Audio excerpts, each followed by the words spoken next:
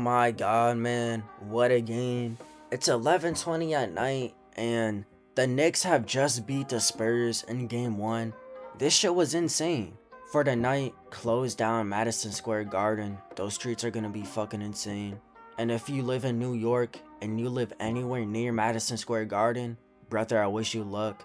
But the Knicks just went crazy this game. Obviously, you got Jalen Brunson, right? Dropped 30 points, looked great the whole game, but he really turned up in the fourth. And I think we really overlooked this guy as a playoff performer because even before he got to the Knicks, when he was on the Mavs, this dude went off in the playoffs. Like, he was an amazing playoff performer. Goes to the Knicks, really hasn't had one bad series in all the playoff games he had played so far. I wouldn't say none. And now you're starting to see it in the finals where he just looked composed the whole time. Minor injury in the first quarter doesn't stop him. Aggressive the whole game, looking for a shot. And I just think him getting to a shot, him doing what he's good at, has worked the best. He's not one of the superstars, or really, no disrespect, right? But kind of Wemby, shooting shots he normally wouldn't shoot in the clutch. Brunson is Brunson. He's an efficient player, he gets downhill, unstoppable when he's going, and that ramps up in the clutch. His identity doesn't change a bit. Also, shout out Landry Shamet. When you talk about one of the guys who had an amazing series versus the Cavs, shot 92% from 3, it doesn't even sound real. But going into this game, Landry Shamet has some pressure on him. Are you gonna shoot the same? Shooting 92% from 3 is fucking insane. Can he do it again this series? He doesn't do it again, but he still shoots astronomically well. Just made threes whenever the Knicks needed it.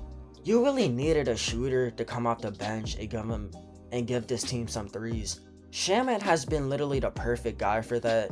He's a role player that every team needs. He's just great 3-point depth for a team that honestly needed it this game. Karl-Anthony Towns. I made a video on how vital this dude's performance would be. You saw it here. He had 18 points, 12 rebounds, 4 assists, but he was efficient. He was attacking Wemby off the dribble, which I said is very vital. If you can attack Wemby off the dribble, then that means Wemby, he's gonna have to worry about Cat more, which in return makes the offense more flexible. And you saw it this game. OG Anunoby, 17 points. Mikal Bridges, 9 points. Miles McBride, 6 points. Landry Shamet, 13 points. We could go on, but basically, everybody had their fair share of points. And it was really Karl-Anthony Towns who spaced out the floor. So I just want to shout him out. Had a great game. Was also able to defend without fouling. That right there won in the game alone. Him not fouling too much, staying disciplined. Honestly did a great job on Wemby, I ain't gonna lie to y'all.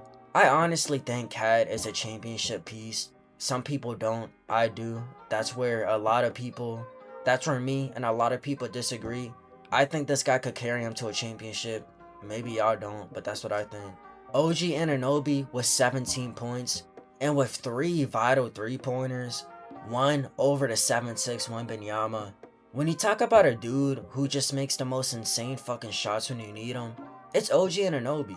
I swear to God, anytime you need a clutch shot, this dude will jack up the most insane 3-pointer and make it for your team, and you will just be shocked. Mikal Bridges, 9 points, getting to that mid-range. And the Knicks just play great defense, right? I know Wemby still scored 26, but I still think they play pretty good defense for a unit that went against a team that just went against the Thunder. The Spurs shot 25% from 3 and 36% from the field. Compare that to the Knicks, who shot 41% from the field. I think the Knicks just play better defense, right? They just looked more long. They looked more of an athletic unit. And they just look more experienced. Jose Alvarado coming off the bench giving the team energy. Mitchell Robinson, 6 rebounds, did his role. And the unsung hero of the game, Josh Hart, with 15 fucking rebounds and 6 assists. Now, when you talk about a player who has honestly been very underrated for the Knicks the last 3 years, but more now than ever, he's been a rebounding demon, and especially this game. 15 rebounds, 2 of them are offensive rebounds.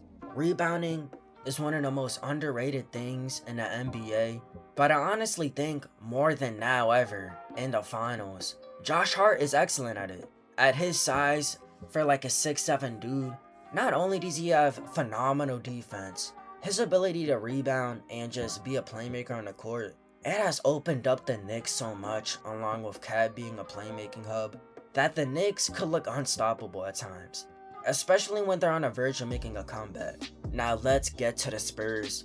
First of all, shout out Justin Champagnie, 10 rebounds, insane for a 6'8" guy, 16 points. Shout out to the dude, crashed the boards, got 3 offensive rebounds. He's a hustler, man, and he's a great 3-point shooter. 5 3-pointers. That guy played amazing this game, reliable when he needed him. Also, shout out Dylan Harper, 6 for 10, very aggressive start, and I told you, an aggressive version of Harper is the best version of him. Honestly slowed down, but that's because the Knicks defense concentrated on him. Again, gotta credit the Knicks defense, they did a great job on him. Stephon Castle, 7 for 16, 1 for 5. Not the best game from him, but it's not the worst either. And this is where it gets kinda ugly. Devin Vassell, 4 for 11, 1 for 6 from 3. Really bad stat line, really inefficient this game. De'Aaron Fox has been so dogshit the whole playoffs. It feels like a 7-point game from this dude doesn't even feel wrong anymore. Harrison Barnes missed 2 of his 3-pointers. Keldon Johnson only made 1 3-pointer. We're talking about the 6th man of the year for this team, by the way. Luke Cornett had 0 impact, had 1 rebound. He played for 10 minutes, by the way. And Carter Bryant didn't do shit. This team didn't do it. The offense for the Spurs just looked very rough. Victor Wembanyama had 26 points, 12 rebounds, 3 blocks. On paper, you're like, okay, this is a good stat line. But honestly, he kinda sold the game. 6 for 21, 2 for 9 from 3. I think Wembanyama needs to unlock like a hook shot or just get in a post. Be more aggressive getting in a post. That's what the Spurs really gotta rely on. And maybe it takes somebody like De'Aaron Fox stepping up for once. Somebody like Keldon Johnson stepping up to relieve the pressure off Wembanyama, so there aren't 3 defenders swarming him in the paint every time he tries to post up. Somebody on the Spurs team has to step up other than Wemby. Harper and Castle, Champagnie, they did it. Everybody else, man, they gotta step up, cause it looked absolutely abysmal from them. But spades is spades. New York takes game 1. I don't think San Antonio should overreact. I think the next game they're gonna win. But let me know what y'all think in the comments, man. Jalen Brunson, Mr. Clutch, is insane. I feel like we've really been ignoring this dude and how good he has been in the playoffs the last 3 years. If he wins a championship this season, we're talking about an all-time point guard here. But let me know what y'all think in the comments, man. If y'all enjoyed the video, leave a like, subscribe, turn on notifications, and until later, I see you on Mars. Peace. You telling me you falling out of love with me. Hope you can find someone to love you better than I did. Taking our memories on love and treating it like nothing. Taking our memories on love and treating it like gossip. It's my love for my grandmother make me gentle when I care for you. Tell me you're falling out of love, she's breaking my heart in two.